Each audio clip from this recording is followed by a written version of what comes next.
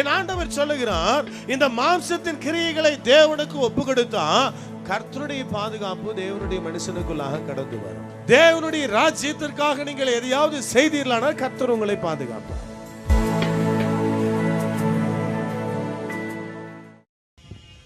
ஆண்டவராகிய இயேசு கிறிஸ்துவின் இனிய நாமத்தினாலே இந்த மாலை வேளையிலே வந்திருக்கிற உங்கள் யாவரையும் வாழ்த்துகிறோம். இந்த நாளில் நம்மத்திலே கர்த்தருடைய வார்த்தையை பகிர்ந்து கொள்ளும்படியாக வந்திருக்கிற தேவனுடைய தாசனை கடந்த 2 வருடங்களுக்கு முன்பதாக கோவை பட்டணத்தில் வைத்து சந்திக்கிற ஒரு வாய்ப்பை ஆண்டவர் எனக்கு தந்தார். அண்ணன் மெசேஜ் கொடுத்தாங்க. அந்த நாட்களில் ஆண்டவர் வல்லமையாய் தம்முடைய ஊழியக்காரனை பயன்படுத்துகிறதை நேருக்கு நேராக நாங்கள் பார்த்ததுனால போன வருஷமே கூப்பிடணும்னு ரொம்ப ஆசை. ஆனாலும் கூட கர்த்தருடைய சித்தம் இந்த வருடம் தான். ஆமென். நம்மத்திலே வந்திருக்கிற பிளஸிங் ஸ்டாண்ட்ல என்னென்ன எல்லாரும் கரங்களை தட்டி வரவேற்கலாமா? பிரைஸ் எல்லாம்.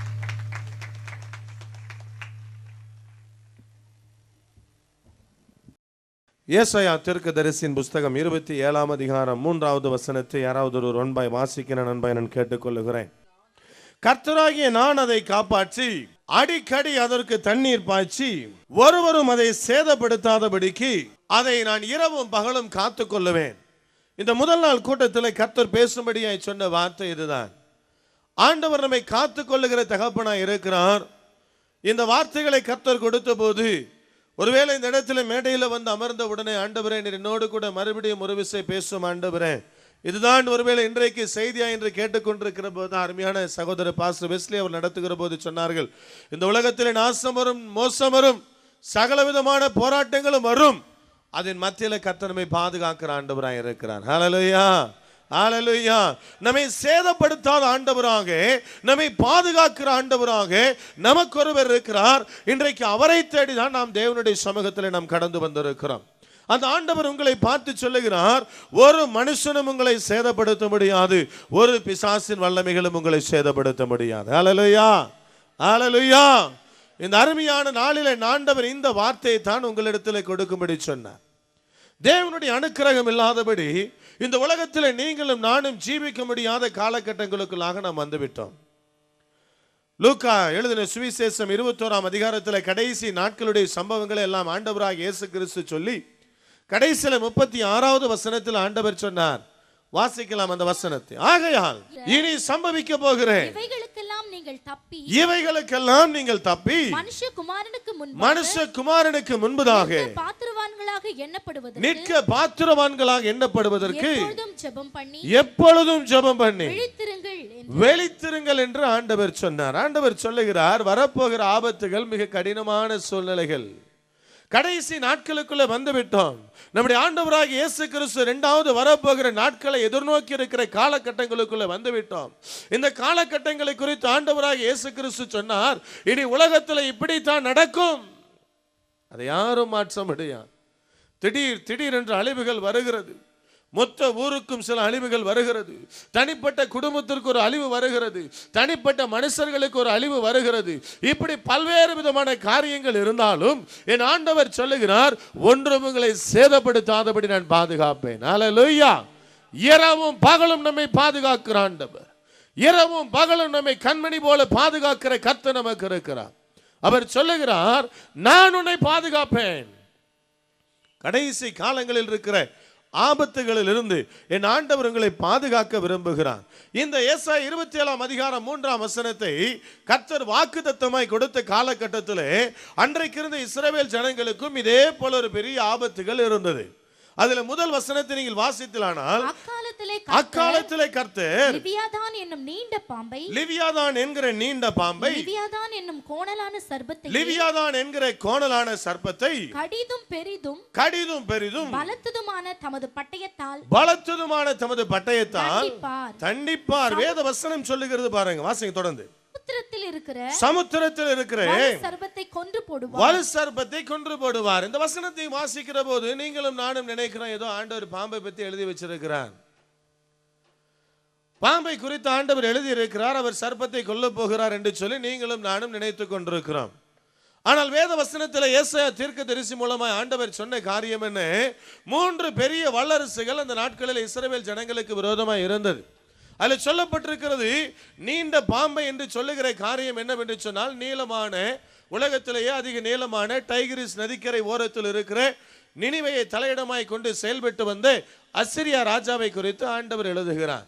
அதே போல கோணலான சர்ப்பம் என்று சொல்லப்படுகிற ஐப்ராத் நதியோரத்தில் அமர்ந்திருந்த பாபிலோன் பேரரசை குறித்து ஆண்டவர் சொல்லுகிறார். மத்திய தரைக்கடல் பகுதியில் எகிப்து பேரரசை குறித்தான் ஆண்டவர் சொல்லுகிறார். இப்படி 3 பேரரசு உனக்கு விரோதமாக இருக்கிறது, 3 திசைகளிலிருந்து உன்னை நெருக்கி கொண்டிருக்கிறது. ஆனாலும் அவைகள் உன்னை தீண்டாதபடி நான் பாதுகாக்கிற ஆண்டவராய் இருக்கிறேன். ஹல்லேலூயா. தேவனுடைய பிள்ளைகளுக்கு விரோதமாக யுத்தத்தை எந்த திசையிலிருந்து யார் நடத்தினாலும் சரி, எந்த மனிதன் நடத்தினாலும் சரி, யார் எழும்பி நின்றாலும் சரி, என் ஆண்டவர் சொல்லுகிற காரியம் என்ன? அவைகள் நமக்குள்ளே வராதபடி கர்த்தர் நமக்கு வெற்றி கொடுக்கிற ஆண்டவராய் இருக்கிறார். ஹல்லேலூயா. வல்லரசை போல இருக்கலாம், நாம் நினைக்கிற போது நினைக்கலாம், ஐயா எனக்கு முன்பதா இருக்கிற இந்த பிரச்சனை அவ்வளவு சாதாரண காரியம் அல்ல, அது மகாபலத்தது, இதிலிருந்து நாம் மீள முடியாது யோசித்துக் கொண்டிருக்கலாம். ஆனால் ஆண்டவருக்கு முன்பதாக அவைகள் ஒன்றுமே இல்லை. அன்றைக்கு இஸ்ரவேல் ஜனங்களை பார்த்து ஆண்டவர் சொன்னபோது அவர்கள் கூட நினைத்திருப்பார்கள், எப்படி இது நடக்கும்? இவ்வளவு பெரிய பேரரசுகளை நாங்கள் சிறிதா இருக்கிற நாங்கள் எப்படி வெற்றி கொள்வது யோசித்திருக்கலாம், வாய்ப்பு உண்டு. ஆனால் இன்று வரைக்கும் எகிப்தினுடைய ராஜா அன்றைக்கு பாழாக்கப்பட்ட அந்த அரண்மனை இன்று வரைக்கும் புதுப்பிக்கப்படாமல் தான் இன்றும் காணப்படுகிறது. எகிப்து நாட்டுக்கு போகிறவர்கள் பார்த்து கொண்டு தான் வருகிறார்கள். ஹல்லேலூயா. வேத வசனம் உண்மையுள்ளது, அவர் பொய்யுரையாத தேவன். இன்றைக்கு இந்த முதல் நாள் கூட்டத்தில் வந்து அமர்ந்திருக்கிற உங்களை பார்த்தான் என் ஆண்டவர் சொல்லுகிறார், அவர் பாதுகாக்கிற கர்த்தராய் உங்களோடு கூட இருப்பார். ஹல்லேலூயா. எவ்வளவு பிரச்சனை, எவ்வளவு பெரிய போராட்டம் உங்களுக்கு முன்பதாய் நின்று கொண்டிருந்தாலும் இன்றைக்கு ஆண்டவர் உங்களை பார்த்து சொல்ல, அது உங்களை மேற்கொள்ளாது, நீங்கள் அதை எளிதாய் மேற்கொள்வீர்கள். ஹல்லேலூயா. இன்றைக்கு என் கர்த்தர் அந்த ஆசீர்வாதத்தை தான் உங்களுக்கு கொடுக்க விரும்புகிறார்.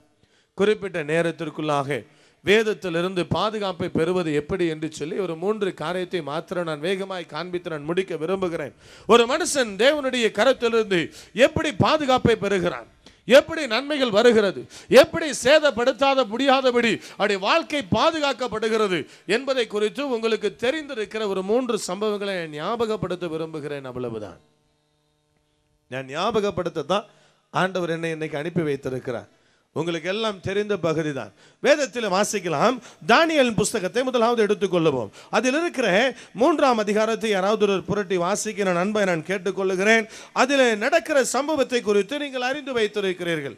தானியேலுடைய நண்பர்கள் 3 பேருக்கும் விரோதமாய் நடக்கிற ஒரு காரியத்தை தான் அதில் எழுதி இருக்கிறது. அவர்கள் 3 பேரையும் தூக்கி கொண்டு போய் 7 மடங்கு சூடாக்கப்பட்ட ஒரு அக்கினி சூளைக்குள்ளே போட்டார்கள் என்று வேத வசனம் சொல்லுகிறது. தூக்கி கொண்டு போன மனிதர்கள் இறந்து போனார்கள். ஆனால் தூக்கி போடப்பட்ட இவர்களோ விடுதலையாக்கப்பட்டவர்களாக, கட்டுண்டு விழுந்த அவர்கள் கட்டுகள் அறுக்கப்பட்டவர்களாக, 4வது நபராக நம்முடைய பரம தகப்பனாகிய இயேசு கிறிஸ்துவோடு கூட அவர் உலாவிக் கொண்டிருந்தார்கள் என்று வேத வசனம் சொல்லுகிறது. வாசிக்கலாம் அந்த வசனத்தை. யாராவது ஒருவர் 25ஆம் வசனத்தை வாசிக்க அன்பை நான் கேட்டுக்கொள்ளுகிறேன். அதற்கு அவன் இதோ 4 பேர் விடுதலையாய் அக்கினியின் நடுவிலே உலாவுகிறதை காண்கிறேன். அவர்களுக்கு ஒரு சேதமும் இல்லை. 4ஆம் ஆளின் சாயல் தேவபுத்திரனுக்கு ஒப்பாய் இருக்கிறது என்றான். பார்க்கிறவர்கள் அதிசயித்து போக்கத்தக்கதாக ஒரு சம்பவம் அங்கு நடக்கிறது. இது நீங்கள் நன்கு தெரிந்து வைத்திருக்கிற ஒரு சம்பவம் தான். இவர்கள் காக்கப்பட்டதற்கான காரணம் என்ன? ஏன் இவர்கள் காக்கப்பட்டார்கள்? இவர்களுக்கு கர்த்தர் மீது இருந்த வைராக்கியம் அப்படிப்பட்டதா இருந்தது. இதுல பார்த்தீங்களானால் 17, 18ஆம் வசனத்தை வாசிக்கிற போது அதில் சொல்லப்பட்டிருக்கிறது. வாசிக்கிற வசனம், நாங்கள் ஆராதிக்கிற எங்கள் தேவன் எங்களை தப்புவிக்க வல்லவராய் இருக்கிறார். அவர் எரிகிற அக்கினி சூளைக்கும் ராஜாவாகிய உம்முடைய கைக்கும் நீங்களாக்கி விடுவிப்பார். விடுவிக்காமல் போனாலும் நாங்கள் உம்முடைய தேவர்களுக்கு ஆராதனை செய்வதும் இல்லை. நீர் நிறுத்தின பொற்சிலையை பணிந்து கொள்வதும் இல்லை என்றது. ராஜாவாகி உமக்கு தெரிந்திருக்க கடவுது. தைரியமாய் தேவனோடு துணையோடு கூட நின்று அவர்கள் பதில் பேசின காரியங்களை தான் நாம் வாசித்தோம். வைராக்கியம் பாராட்டினார்கள். என் கர்த்தருக்கு முன்பதாக எனக்கு மற்ற காரியங்கள் இல்லை, அவர் என்னை விடுவிப்பார். அவர் விடுவியாமல் போனாலும் எங்களுக்கு கவலை இல்லை. இந்த வைராக்கியத்தை தான் கர்த்தர் தேவனுடைய பிள்ளைகளிடத்தில் எதிர்பார்க்கிறார். நாம் சேதப்படாதபடி, திடீர் என்று எழும்புகிற போராட்டங்களுக்கு மத்தியில் நாம் பாதிக்கப்படாதபடி, நமக்கு ஒரு சேதமும் இல்லாதபடி ஒரு ஆசீர்வாதம் வருவதற்கு கர்த்தர் நம்மிடத்தில் எதிர்பார்க்கிற காரியம் என்ன? ஒரு வைராக்கியத்தை கர்த்தர் எதிர்பார்க்கிறார். ஹல்லேலூயா. இன்னைக்கு அந்த வைராக்கியம் குன்றி போய் கொண்டிருக்கிற காலகட்டத்துக்குள்ள நீங்களும் நானும் வாழ்ந்து கொண்டிருக்கிறோம். கடந்த வருஷத்தினுடைய மே மாதத்தில் நாகர்கோயிலை தாண்டி மூலச்சல் என்று சொல்லப்படுகிற இடத்துல ஒரு 4 நாட்கள் செய்தி நடிக்கும்படியாக நான் கடந்து போயிருந்தேன். 3வது நாள் கூட்டம் முடிந்து கடைசி ஜெப வேளை. அந்த ஜெப வேளையில கர்த்தர் திடீரென்று பேச ஆரம்பித்தார். இந்த இடத்துல சாம் என்று சொல்லி ஒரு மகன் இருக்கிறான், அவனை கூப்பிட்டு சொல், நான் இன்றைக்கு அவனை ஆசீர்வதிக்க விரும்புகிறேன் என்று சொல்லி கர்த்தர் சொன்னார். அந்த வார்த்தையை சொல்லி ஜெபித்து முடித்தேன். கூட்டம் முடிந்து ஒரு சகோதரர் வேகமாக என் இடத்துல வந்தார். வந்து சொன்னார், ஐயா நான் தான் ஐயா சாம், என்னைத்தான் கர்த்தர் பெயர் சொல்லி அழைத்தார். இன்றைக்கு நீ ஆசீர்வதிக்கும்படியே கர்த்தர் வாக்குத்தத்தம் கொடுத்தார். ஆனால் நான் வந்திருக்கிற சூழ்நிலை சாதாரணமான சூழ்நிலை அல்ல என்று சொல்லி அந்த சகோதரர் கண்ணீர் வடித்தார். அவர் சொன்னார், இன்னைக்கு ராத்திரி நாங்கள் குடும்பமா ஊரை விட்டு ஓட போறோம் பிரதர். வீட்டில் துணிமணியெல்லாம் அடுக்கி பெட்டி ரெடியா இருக்கிறது. கடன் பாரம் என்னை அழுத்தி கொண்டிருக்கிறது. 17 லட்சம் ரூபாய் கடன். என்னால் வெளிவர முடியாத சூழ்நிலை. கடன்காரர்களுக்கு பயந்து ராத்திரி நான் 10 மணிக்கு மேலே தான் வீட்டு பக்கமே நான் வருவேன். சில வேளை 12 மணிக்கு தான் நான் வீட்டுக்குள்ளேயே போவேன். காலையில் 5 மணிக்கே எழுந்து நான் வீட்டை விட்டு ஓடிடுவேன். அவர் சொன்னார், நான் 5 மணிக்கு எழுந்து போறேன்னு தெரிஞ்ச உடனே 4:30 மணிக்கே வந்து கடன்காரெல்லாம் கதவை தட்டுறான் பிரதர். அவருடைய முகத்தை பார்த்தவுடன் என் பிள்ளைகள் எல்லாம் அலறுகிறது. அவள் பேசுகிற கடினமான வார்த்தைகள் எங்களை காயப்படுத்துகிறது. இனி இந்த ஊரில் எங்களால் வாழ முடியாது, நாங்கள் ஊரை விட்டு போக போகிறோம் சொல்லி அழுதார். அழுத ஒரு வார்த்தையை சொன்னார், ஆனால் எனக்கு ஏன் இது ஏற்பட்டது எனக்கு தெரியல, எனக்கு ஏன் இது நிகழ்ந்தது எனக்கு தெரியல, புலம்பிக் கொண்டே இருந்தார். அந்த மகனுக்காய் மறுபடியும் நான் ஜெபித்தேன். ஜெபிக்கிற போது ஆண்டவர் சொன்னார், இந்த மனுஷனை 2002ஆம் வருஷத்தை திரும்பி பார்க்க சொல். 2002ஆம் ஆண்டில் திருவனந்தபுரத்துக்கு போய் ஒரு மந்திரவாதிக்கு முன்பதாய் நின்றானே, அதை யோசித்து பார்க்க சொல். ஏன் எனக்கு இது நடந்தது என்று புலம்புகிறானே, அது தவறில்லையா என்று சொல்லி கேள் என்று சொல்லி ஆண்டவர் சொன்னார். இந்த மகன்கிட்ட சொன்னேன், அப்பா 2002ஆம் வருஷத்துல நீ திருவனந்தபுரத்தில் இருக்கிற ஒரு மந்திரவாதிக்கு முன்பதாய் போய் நின்றாயா? இந்த மகன் ஆள துவங்கினார். அழுதுட்டு சொன்னார், பிரதர் உண்மைதான், ஆனால் எனக்காக நான் போல, என்னுடைய மச்சனனுக்கு ஒரு பிரச்சனை, அந்த பிரச்சனையை நீக்குவதற்காக அவனை கூட்டிட்டு நான் போனேன். உண்மைதான், அங்கிருந்து இறங்கி வந்தேன். ஒரு 20 நாட்களுக்குள்ளாக எனக்கு ஒரு ஆக்சிடென்ட் ஏற்பட்டது. அதில் என்ன 2 கை விரல்களும் போயிடுச்சு என்று சொல்லி கை விரல்களை காண்பித்தான். 2 கை விரல்கள் கிடையாது. அவர் சொன்னார், ஆனாலும் எனக்கு இதுதான் வாழ்க்கையில் தப்புன்னு எனக்கு இதுவரை உணர்த்தப்படலை பிரதர். நான் சொன்னேன், கதறி எழுங்க, ஆண்டவர் மன்னிக்கிற ஆண்டவராக இருக்கிறார். உங்களுக்கு இன்னைக்கு மீட்பை கொடுக்கிறவராய் அவர் கடந்து வருவார். கதறி அழுது ஜெபித்தார். கர்த்தர் இறங்கினார். இன்றைக்கு இந்த நாட்களுக்குள்ளாக அத்தனை கடனையும் அடைத்து விடுதலையோடு கூட இருக்கிறார். ஹல்லேலூயா. என் ஆண்டவர் ஜீவனுள்ள ஆண்டவராய் இருக்கிறார். அவர் எதிர்பார்க்கிற காரியம் என்ன? என்னுடைய பிள்ளைகள் எனக்காக வைராக்கியம் காண்பிக்கிற பிள்ளைகளாக இருக்க வேண்டும். எங்கு போயிடுச்சு என் வைராக்கியம்? தேவனுக்காக வைராக்கியம் காண்பிக்கிற என்னுடைய வாழ்க்கை எப்படி இருக்கிறது? யோசித்து பாருங்க. என் ஆண்டவர் இன்றைக்கு நம்மிடத்தில் இந்த கேள்வியை தான் கேட்கிறான், எந்த அளவுக்கு நாம் கர்த்தருக்காக வைராக்கியமாய் இருக்கிறோம். 2 ராஜாக்களின் புஸ்தகம் 19ஆம் அதிகாரம் 30-31ஆம் வசனத்தை நீங்கள் வாசித்தீர்களானால் அதில் சொல்லப்பட்டிருக்கிறது, விழுந்து போன இஸ்ரவேல் ஜனங்களை மறுபடியுமாய் வேரூன்றி அவர்களை கனி கொடுக்கும்படியாக கர்த்தருடைய வைராக்கியம் செய்யுமாம். ஹல்லேலூயா. ஆண்டவர் அவருடைய பிள்ளைகளாகிய நமக்காக அவர் வைராக்கியமாய் இருக்கிறார். விழுந்து போன நம்மை தூக்க, நம்மை கனி கொடுக்க வைக்க, மறுபடியும் வேறொன்ற வைக்க, மறுபடியும் நம்மை நிற்க வைக்க அவர் வைராக்கியமா இருக்கிறான. நாம் தான் ஆண்டவர் மீது அந்த வைராக்கியம் இல்லாதபடி வாழ்க்கையை நடத்தி வருகிறோம். இந்த தேவனுடைய பிள்ளைகளுக்கு பார்த்தீங்கன்னா ஒரு சேதம் வராதபடி அக்கினி நடுவில் இருந்து பாதுகாக்கப்பட்டார்கள். ஒன்று, அவர்கள் தேவன் மீது பாராட்டிய வைராக்கியம். இரண்டாவது ஒரு காரியத்தை அன்றைக்கு நேபுகாத்நேச்சாரை சொல்லுகிறார். ஏன் அவர்களுக்கு அந்த நன்மை வந்தது? 28ஆம் வசனத்தை வாசியுங்கள். தானியேல் 3:28. அப்பொழுது நேபுகாத்நேச்சார் வசனித்து, சாத்ராக் மேஷாக் ஆபேத்நேகோ என்பவர்களுடைய தேவனுக்கு ஸ்தோத்திரம். சாத்ராக் மேஷாக் ஆபேத்நேகோ என்பவர்களுடைய தேவனுக்கு ஸ்தோத்திரம். அவர்கள் தங்களுடைய தேவனை தவிர வேறொரு தேவனையும் சேவித்து பணியாமல் நம்பி அவரையே நம்பி ராஜாவின் கட்டளையை தள்ளி தங்கள் சரீரங்களை ஒப்பு கொடுத்ததினால் அவர் தமது தூதனை அனுப்பி தம்முடைய தாசரை விடுவித்தார். ராஜா சொல்லுகிறார் பாருங்கள், அவர்களை விடுவிக்கப்பட்டதற்கு காரணம் என்னவா? அவர்கள் தங்கள் சரீரங்களை தேவனுக்காக ஒப்பு கொடுத்தார்கள். அவர்கள் தேவன் மீது வைராக்கியம் பாராட்டியது மாத்திரமல்ல, தங்கள் சரீரங்களை கர்த்தருக்காக அர்ப்பணித்தார்கள். தேவனுடைய பாதுகாப்பு இன்றைக்கு ஒரு மனிதனுக்கு அவசியமானால் அவனுடைய வாழ்க்கையில் தங்கள் சரீரத்தை தேவனுக்காக ஒப்பு கொடுப்பது அவசியமா இருக்கிறது. நம்முடைய மாம்சத்தின் கிரியைகளை தேவனுக்கு முன்பதாக அர்ப்பணிக்கிற போதே ஆண்டவர் சொல்லுவார், என்னுடைய பாதுகாப்பு உனக்குள்ளே கடந்து வரும். இன்றைக்கு எத்தனை பேருடைய வாழ்க்கையில் இந்த மாம்சத்தின் கிரியைகள் தேவனிடத்தில் ஒப்பு கொடுக்கப்பட்டிருக்கிறது யோசித்து பாருங்க. ஆண்டவர் விரும்புகிறார் நாம் நம்முடைய சரீரத்தை ஆண்டவருக்கு ஒப்பு கொடுக்க வேண்டும். அல்லேலூயா. பிசாசு இன்னைக்கு நம்மை கெடுத்து வருவது எதன் மூலமாக? நம்முடைய சரீரத்தின் மூலமாகத்தான் என்ன செய்யறான்? நமக்குள்ளே ஆட்சி செய்து வருகிறான், நமக்குள்ளே காரியங்களை நடப்பித்து வருகிறான். கலாத்தியர் 5ஆம் அதிகாரம் 17ஆம் வசனம் சொல்லுகிறது, மாம்சம் ஆவிக்கு விரோதமாகவும் ஆவி மாம்சத்துக்கு விரோதமாகவும் இச்சிக்கிறது. நீங்கள் செய்ய வேண்டும் என்கிறவைகளை செய்யாதபடிக்கு இவைகள் ஒன்றுக்கு ஒன்று விரோதமாய் இருக்கிறது. வேத வசனம் தெளிவாய் சொல்லுகிறது, நம்முடைய ஆவியும் மாம்சமும் ஒன்றுக்கு ஒன்று விரோதமாய் இருக்கிறது. நமக்குள்ள இருந்து ஆவியானவர் செயல்படுகிறார். நமக்குள்ளே கர்த்தர் கொடுத்திருக்கிற ஜீவ ஆவி உண்டு. அதுக்கும் மாம்சத்துக்கு ஒரு பெரிய போராட்டம். ரெண்டு நேர் அகெயின்ஸ்ட்ல செயல்படுதான். எது வரைக்கும் செயல்படும் நினைக்கிறீங்க? வாலிப பையனா இருக்க வரைக்குமா? எது வரைக்கும்? மரணம் வரைக்கும் இப்படியாக நம்முடைய ஆவியும் மாம்சமும் ஒன்றுக்கொன்று விரோதமாய் செயல்படுகிறது. என் ஆண்டவர் சொல்லுகிறார், இந்த மாம்சத்தின் கிரியைகளை தேவனுக்கு ஒப்பு கொடுத்தா கர்த்தருடைய பாதுகாப்பு தேவனுடைய மனுஷனுக்குள்ளாக கடந்து வரும். அல்லேலூயா.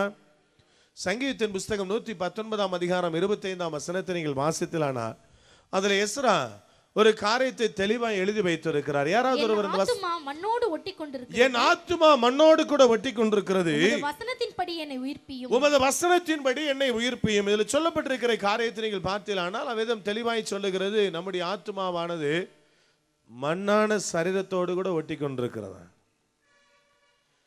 அதை வசனத்தின்படி உயிர்ப்பித்து தேவனுக்காக ஒப்பு கொடுக்கிற போது ஆண்டவர் சொல்லுகிறார், ஆவிக்குரிய வாழ்க்கையில நீங்களும் நானும் பலனடைகிறோம். நம்முடைய ஆத்மா பரலோக ராஜ்யத்தை சுதந்தரிக்கும்படியாய் கடந்து போகிறது. அல்லேலூயா, அல்லேலூயா. மாம்சத்தை அழிக்காதபடி ஒரு மனுஷனுடைய வாழ்க்கையில வெற்றி கிடைப்பதில்லை, பாதுகாப்பு கிடைப்பதில்லை. அதனால் தான் ஆண்டவர் சொல்லுகிறார், இன்றைக்கு இந்த அருமையான நாளில் தேவனுடைய சமூகத்தில் வந்திருக்கிற நம்மை அவருக்குள்ளாக நம்முடைய சரீரத்தை ஒப்பு கொடுக்கும்படி கர்த்தர் அழைக்கிறார். நம்முடைய மாம்சத்தினுடைய கிரைகள் ஆண்டவருக்காக ஒப்பு கொடுக்க போகிறோம். அப்படி வசனத்தின்படி நடந்து அவருடைய வசனத்தின்படி உயிர்ப்பிக்கப்பட்ட பிள்ளைகளாக நம்மை விடுவிக்கும்படியாக தேவனிடத்தில் ஒப்பு கொடுக்க போகிறோம். எப்பவும் பார்த்தீங்கன்னா நம்முடைய மாம்சமானது நம்மை வெற்றி கொள்ளுகிற வரைக்கும் நம்முடைய வாழ்க்கையில் வெற்றி கிடைக்கவே கிடைக்காது. கூட்டத்தில் கலந்து கொள்கிறோம், இன்னைக்கு உட்காந்து செய்தியை கேட்குறீங்க, வீட்டுக்கு போகும்போது ஒரு முடிவோடு கூட போவீங்க.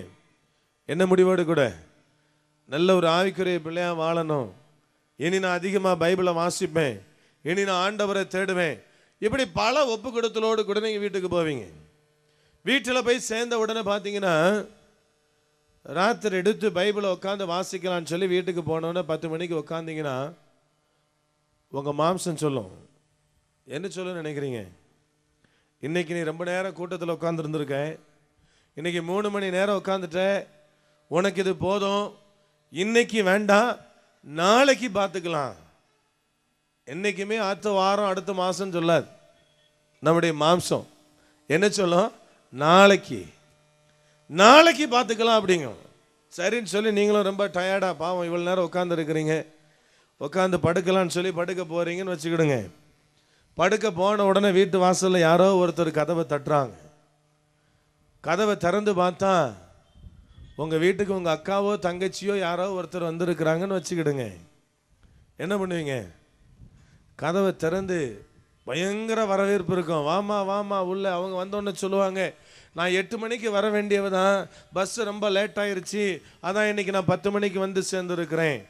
அப்போ உங்கள் மாம்சம் சொல்லாது, நீ ரொம்ப டயர்டாக இருக்க, இன்னைக்கு தூங்கு, நாளைக்கு காலையில் பேசிக்கலாம் அப்படின்னு சொல்லாது. வீட்டில் இருக்கிற மிச்ச மீதி சாப்பாடு என்னென்ன இருக்கோ ஒருவேளை இருக்கிறதெல்லாம் பிறக்கி எடுத்து அவங்களுக்கு ஒரு சாப்பாடு கொடுப்பீங்க பாருங்க. 1 மணி நேரம் ப்ரிப்பரேஷன் ஓடும்.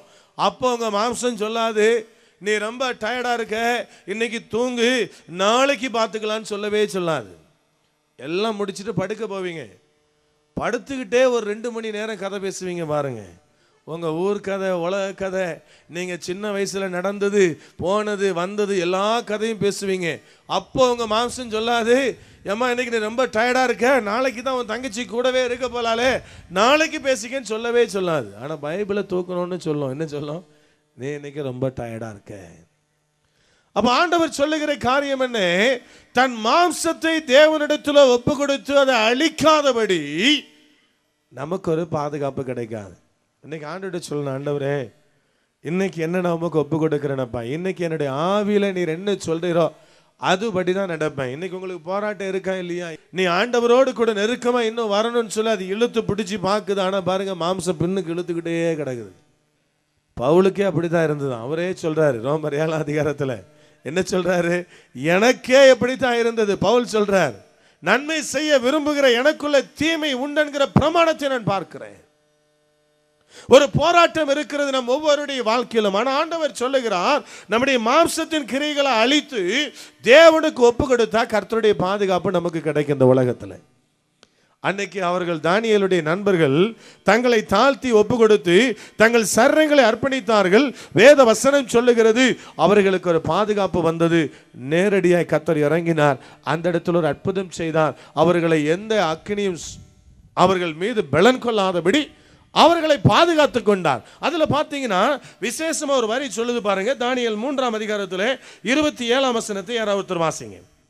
தேசாதிபதிகளும் அதிகாரிகளும் தலைவரும் ராஜாவின் மந்திரிகளும் கூடி வந்து புருஷருடைய சரீரங்களின் மேல் அக்கினி பலன் செய்யாமலும், அந்த புருஷருடைய சரீரங்களின் மேல் அக்கினி பலன் செய்யாமலும், அவர்களுடைய தலைமயிர் கருகாமலும், அவர்களுடைய தலைமயிர் கருகாமலும், அவர்களுடைய சால்வைகள் சேதப்படாமலும், அவர்களுடைய சால்வைகள் சேதப்படாமலும், அக்கினியின் மனம் அவர்களின் இடத்தில் வீசாமலும் இருந்ததை கண்டார்கள். பாருங்க, குறிப்பா ஒரு காரியத்தை எழுதி இருக்கிறாரு, அவருடைய சால்வைகள் சேதப்படலையா.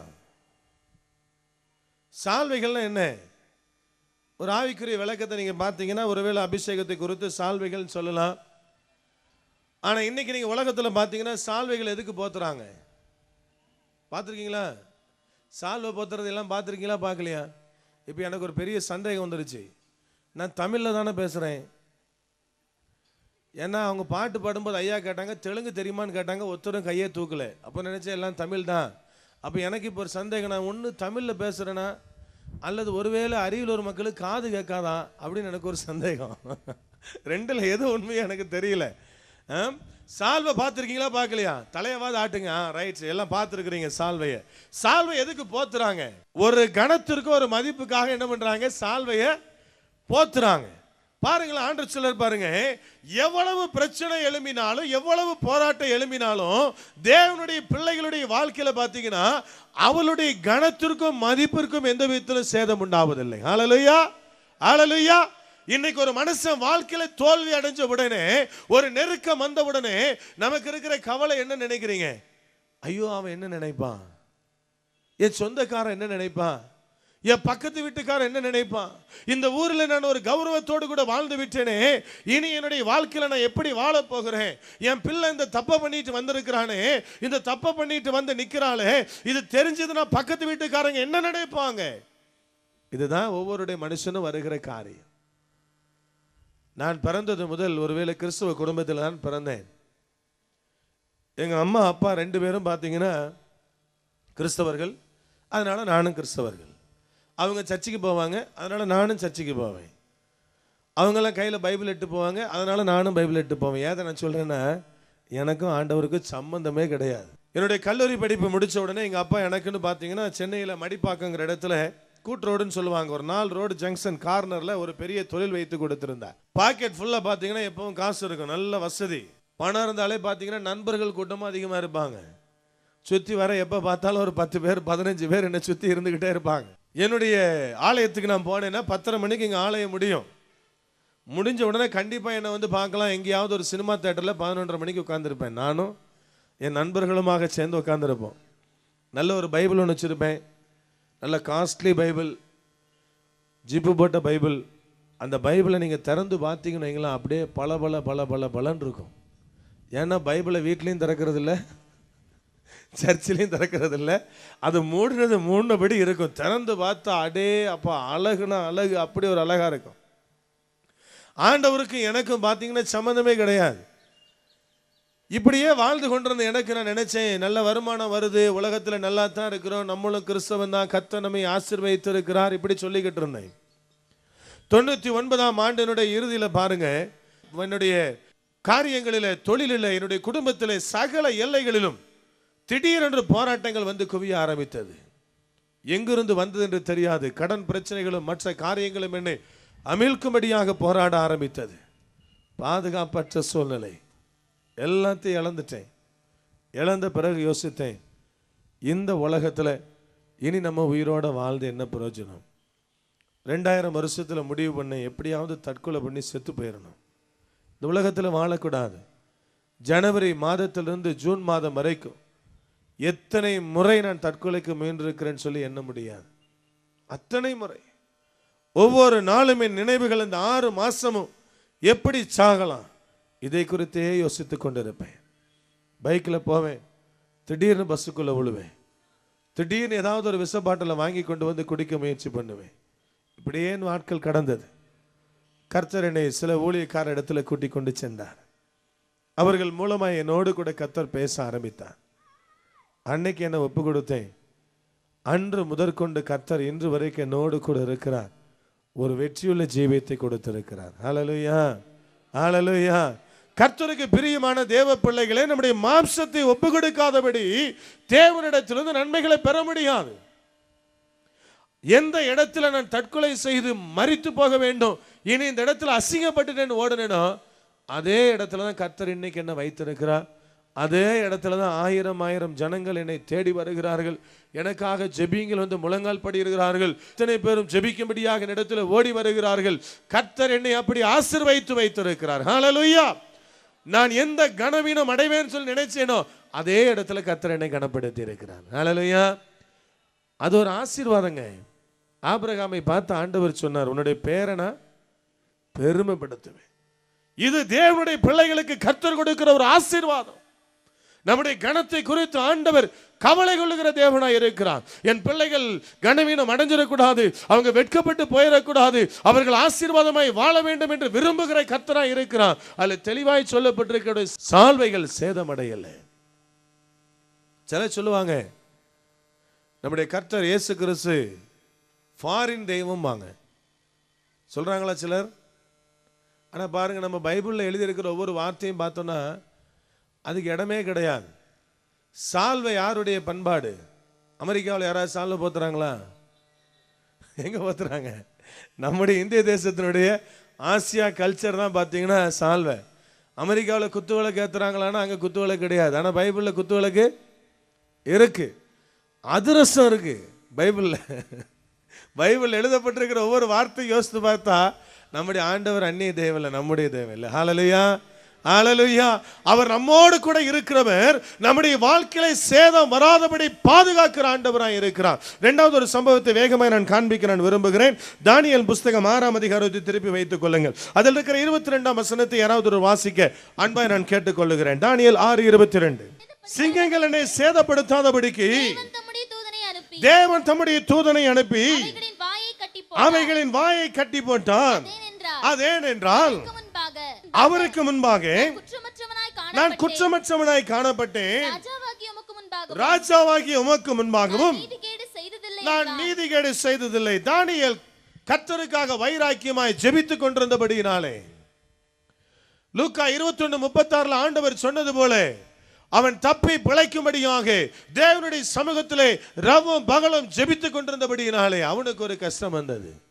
சிங்கத்தின் கபியிலே தூக்கி போடப்பட வேண்டிய சூழ்நிலை வந்தது. தூக்கி போட்டார்கள். அதில் கர்த்தர் பாதுகாத்தார். பாதுகாத்ததற்கு காரணத்தை தானியேலே சொல்லுகிறான். என்ன சொல்லுகிறான்? அவர் சிங்கங்களின் வாயை கட்டி என்னை பாதுகாத்தார். அது ஏனென்றால் நான் கர்த்தருக்கு முன்பதாக குற்றமற்றவனாய் காணப்பட்டேன், ராஜாவாகி உமக்கு முன்பதாகவும் நீதிகேடு செய்ததில்லை. கர்த்தருக்கு பிரியமான தேவ பிள்ளைகளே, கர்த்தருக்கு முன்பதாய் குற்றமற்ற வாழ்க்கை மாத்திரம் அல்ல, மனுஷருக்கு முன்பதாக ஒரு நீதியான வாழ்க்கை கர்த்தர் தேவனுடைய பிள்ளைகளாகிய நம்மிடத்தில் எதிர்பார்க்கிறார். ஹல்லேலூயா. இன்னைக்கு நம்ம நினைக்கிறோம், நான் கோயிலுக்கு போயிட்டேன், நான் சர்ச்சுக்கு போனேன், ஜோம் பண்ணேன், ஆராதிச்சேன், பைபிளை வாசித்தேன், இன்னைக்கு ஜோம் பண்ணேன், இன்னைக்கு கூட்டத்தில் உட்கார்ந்துட்டேன், இது கர்த்தருக்கு முன்பதாக நான் குற்றமற்றவனாய் மாறிட்டேன், என் பாவங்களை ஒப்பு கொடுத்திருக்கிறேன், நான் ஜெபித்திருக்கிறேன், இப்படி எல்லாத்தையும் சொன்னாலும் ஆண்டவர் இன்னொரு காரியத்தை நம்மிடத்தில் எதிர்பார்க்கிறார். அது மனுஷனுக்கு முன்பதாய் வாழுகிற ஒரு நீதியான வாழ்க்கை. ஹல்லேலூயா. நம்முடைய சொந்த குடும்பத்தில் நம்மோடு கூட பிறந்த உடன் சகோதர சகோதரிகளுக்குள்ளே, நம்முடைய உடன் விசுவாசிகளுக்குள்ளே என் ஆண்டவர் என்ன எதிர்பார்க்கிறான்னா ஒரு நீதியுள்ள வாழ்க்கையை எதிர்பார்க்கிறார். ஹல்லேலூயா. ஆனால் எத்தனை பிரிவினை, எத்தனை காரியங்கள். தேவனுக்காக வைராக்கியம் பாராட்ட வேண்டிய அநேகர் பாஸ்டருக்காக வைராக்கியம் பாராட்டுறாங்க. நான் இன்னாருக்கு ஒருத்தன் சொல்லி அவருக்காக வைராக்கியம் பாராட்டுறாங்க. பவுல் சொல்றது போல அப்பளவை சார்ந்தவன், நான் பவுலை சார்ந்தவன், இப்படியெல்லாம் நம்முடைய வாழ்க்கை போய்கொண்டிருக்கிறது. யோசித்து பாருங்க, யாருக்காக வைராக்கியம் பாராட்டணும்? ஆண்டவராக இயேசு கிறிஸ்து இரண்டாவது வருகிற போது எந்த பில்டிங்கும் அவர் கூட போகாது. யார் போவோம்? நம்ம தான் போவோம், விசுவாசிகள் தான் போவோம். விசுவாசிகள், இந்த சர்ச்சை சார்ந்த விசுவாசிகள் ஆண்டவர் எங்கேயாவது சொல்லியிருக்காரா? சொல்லவே இல்லை. ஆண்டவர் எல்லாரும் எப்படி பார்க்கிறாரு? ஒரே மாதிரி பார்க்கிறாரு. நம்ம பாருங்க, என்ன ஒரு வைராக்கியம், என்ன ஒரு காரியம், எப்படி தேவனிடத்தில் நன்மைகளை பெற்றுக்கொள்வது. என் ஆண்டவர் எதிர்பார்க்கிறார். தேவனுக்கு முன்பாக மாத்திரம் அல்ல, மனுஷனுக்கு முன்பதாக ஒரு நீதியுள்ள வாழ்க்கை வாழ வேண்டும் என்று கர்த்தர் எதிர்பார்க்கிறார். இன்னைக்கு அது நமக்கு இருக்கா? யோசித்து பாருங்க. இன்னைக்கு அந்த காரியம் நமக்குள்ளே காணப்படுகிறதா? நம்முடைய நீதி எப்படி இருக்கிறது? யோசித்து பாருங்க. கர்த்தருக்கு பிரியமான தேவ பிள்ளைகளே, என் ஆண்டவர் எதிர்பார்க்கிறார். இன்றைக்கு தேவனுடைய பிள்ளைகளாகி நம்மிடத்தில் ஒரு காரியத்தை எதிர்பார்க்கிறார். நாம் கர்த்தருக்கு முன்பதாக மாத்திரமல்ல, மனுஷருக்கு முன்பதாக ஒரு நீதியுள்ள வாழ்க்கை வாழ வேண்டும். ஹல்லேலூயா. மனுஷருக்கு முன்பதாக நீதியுள்ள வாழ்க்கை வாழ்றதுன்னா எப்படி வாழ முடியும்? ஒரு வசனத்தை காண்பிக்கிறேன். மத்தேயு 1ஆம் அதிகாரம் 19ஆம் வசனத்தை யாராவது ஒரு வாசிக்க அன்பை நான் கேட்டுக்கொள்கிறேன். அவள் புருஷனாகி யோசேப்பு நீதிமானாய் இருந்து அவளை அவமானப்படுத்த மனதில்லாமல் ரகசியமாய் அவளை தள்ளிவிட யோசனையாய் இருந்தான். யோசேப்பை குறித்து எழுதப்பட்டிருக்கிறது, அவன் நீதிமானாய் இருந்து அவளை அவமானப்படுத்த மனசு இல்லாம இருந்தான். அப்ப நீதிமானாய் வாழுகிற வாழ்க்கைனா அடுத்தவங்களை என்ன செய்ய மாட்டாங்க? அவமானப்படுத்த மாட்டாங்க. அப்ப இன்னைக்கு நம்ம வாழ்க்கை அப்படி இருக்கா? இன்னைக்கு நம்முடைய வாழ்க்கை அப்படி காணப்படுதா? யோசித்து பாருங்க. நம்ம வீட்டில் பிள்ளை தப்பு பண்ணிருச்சுன்னா அதை அப்படியே மூடி மறைச்சி, யாருக்கிட்டையும் சொல்லாம, யாருக்கும் தெரியாம ரகசியமாய் மூடி மறைக்க நினைக்கிறோம். ஆனா அதே இது நம்முடைய சர்ச்சில் உள்ள இன்னொரு பிள்ளை ஒரு தப்பு பண்ணிருச்சு, நம்ம வீட்டுக்கு பக்கத்தில் இருக்கிற ஒரு பிள்ளை தப்பு பண்ணிருச்சுன்னு என்ன நினைக்கிறோம்?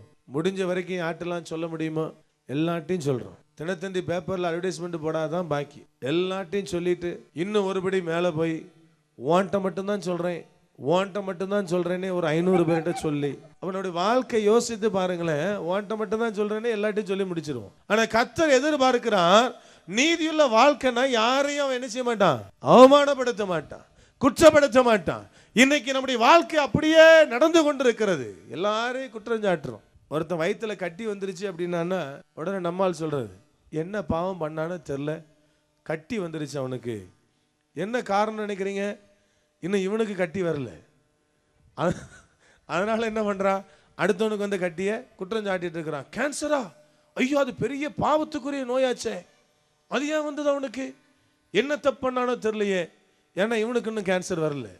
வரும்போதான் சொல்லுவான், ஐயோ இது பாவத்துக்கு வர்றதில்ல, இது கர்த்தர் அவருடைய நாம மகிமைக்காக எனக்கு கேன்சரை கொடுத்துருக்கிறாருமா.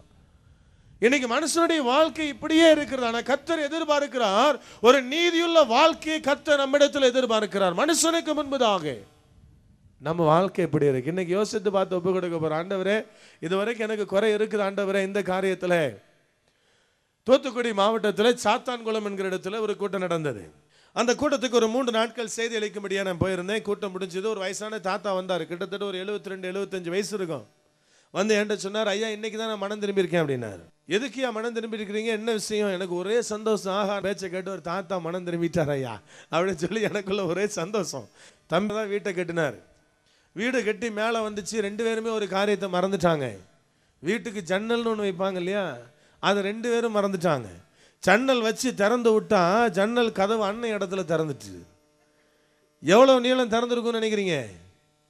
ஒரு அரை அடி இருக்குமா? அதுக்கு 32 வருஷமா கேஸு. நான் யோசித்து பார்த்தேன், இந்த அரை அடி 32 வருஷத்துக்கு முன்னாடி சாத்தாங்குளத்தில் எத்தனை லட்சம் ரூபா இருந்திருக்கும்? இப்பதான் விலை ஏறி போச்சுன்னு தேடிக்கிட்டு இருக்காங்க. அந்த காலகட்டத்தில் யாருக்குமே இடத்து மேலே ஒரு மோகமே கிடையாது. நான் வர்ற வழியெல்லாம் பார்த்துட்டு வந்தேன். உங்கள் பெரம்பலூர்லேருந்து அரியலூர் திரும்பின உடனே பார்த்தேன், ஆகா காட்டுக்குள்ளெல்லாம் எங்கே பார்த்தாலும் லே அவுட்டாக இருக்காயா, எவையா இதில் வீடு கட்டி எத்தனை வருஷம் கழித்து வரப்போகிறானோ தெரியல அப்படின்னு மனசுக்குள்ளே யோசிச்சுக்கிட்டே வந்தேன். இப்போ தான் மக்களுக்கு இந்த மோகம் வந்திருக்கு. ஆனால் அன்னைக்கு அந்த மோகம் கிடையாது 32 வருஷத்துக்கு முன்னாடி. ஆனால் அன்னைக்கு அந்த அரை அடிக்கு போட்ட கேஸ் இன்னும் போயிட்டு இருக்கு கோர்ட்டில். அப்ப இன்னைக்கு நம்முடைய வாழ்க்கை எப்படி இருக்கிறது யோசித்து பாருங்க. ஆண்டவர் சொல்லுகிறார், தேவனுக்கு முன்பதாய் மாத்திரம் அல்ல, மனுஷருக்கு முன்பதாக ஒரு நீதியுள்ள வாழ்க்கை. கடைசியாக ஒரு சம்பவத்தை காண்பிக்க நான் விரும்புகிறேன். அப்போஸ்தலர் நடவடிக்கைகள் புஸ்தகம் 28ஆம் அதிகாரத்தில் 4 முதல் 6 வசனங்களை யாராவது ஒரு வாசிக்க அன்பை நான் கேட்டுக்கொள்கிறேன். விஷப்பூச்சி அவன் கையிலே தொங்குகிறதை அந்நியராகிய அந்த தீவார் கண்டபோது இந்த மனுஷன் கொலைபாதகன் இதற்கு சந்தேகமில்லை இவன் சமுத்திரத்திற்கு தப்பி வந்தும் பழியானது இவனை பிழைக்க ஒட்டவில்லை என்று தங்களுக்குள்ளே சொல்லிக் கொண்டார்கள். அவன் அந்த பூச்சியை தீயிலே உதறி போட்டு ஒரு தீங்கும் அடையாதிருந்தான். அவனுக்கு வீக்கம் கண்டு அல்லது அவன் சடுதியாய் விழுந்து சாவான்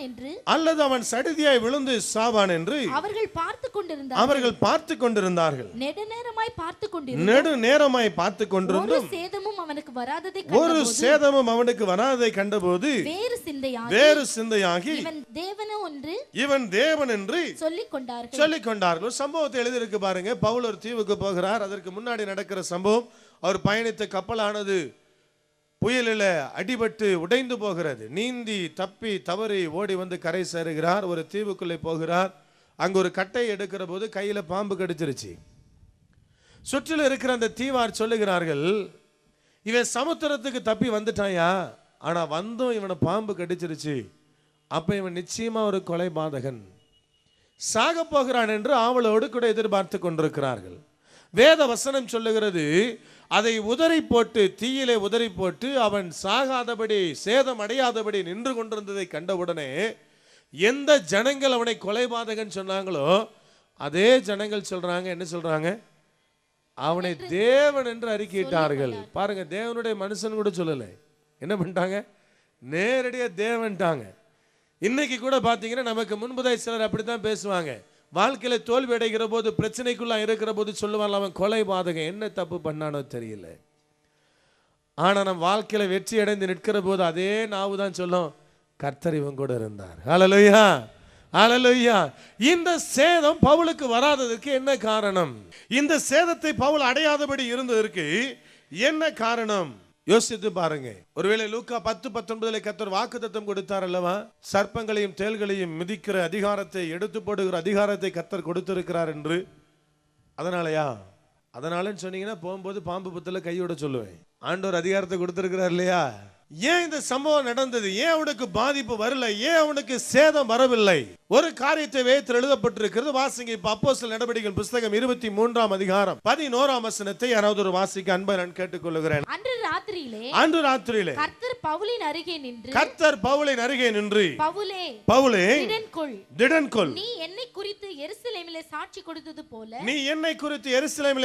கொடுத்தது போல ரோமாவிலும் சாட்சி கொடுக்க வேண்டும் என்று ஆண்டவர் ஒரு காரியத்தை சொல்லுகிறார். பவுலிடத்தில் என்ன சொல்ல, நீ என்னை குறித்து எருசலேமிலே சாட்சி கொடுத்தது மாத்திரமல்ல, ரோமாவிலும் சாட்சி கொடுக்கணும்.